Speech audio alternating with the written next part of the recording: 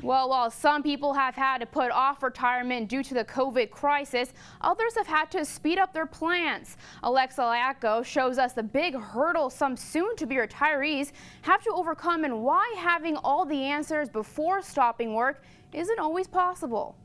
There's tomatoes there. At the end of summer, Christina Kerfman would typically be rushing to prepare her second grade classroom. It's a green pumpkin. But this year, I started growing a garden. I've never planted vegetables in my entire life, and I love it.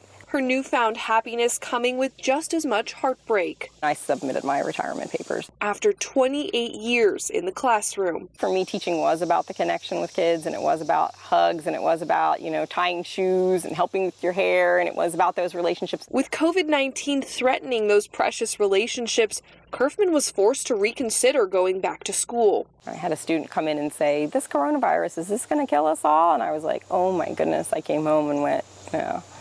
I'm not doing this anymore. She knew her body couldn't take the risk. I have an autoimmune disorder.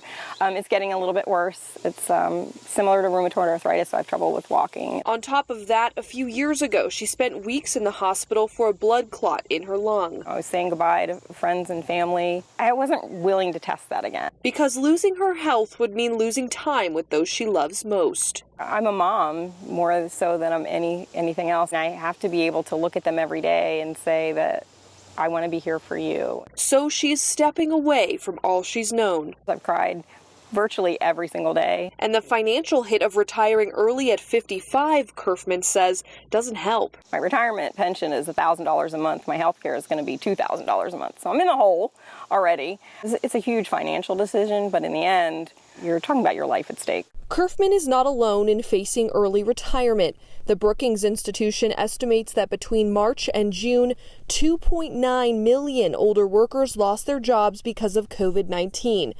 And female workers are at a higher risk of unemployment than males.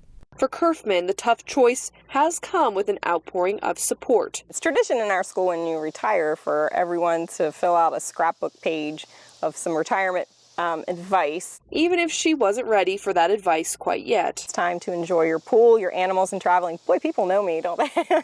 Look forward to the best days of your life. We love you and we miss you. Oh, it's hard. And she will feel a void that only the laughter of children can fill. But Kerfman keeps reminding herself of one thing. It's not the way that I wanted it to end, certainly. I didn't get to say goodbye to my class. I didn't really get to say goodbye to my fellow teachers, but that'll come. I'm Alexa Liacco.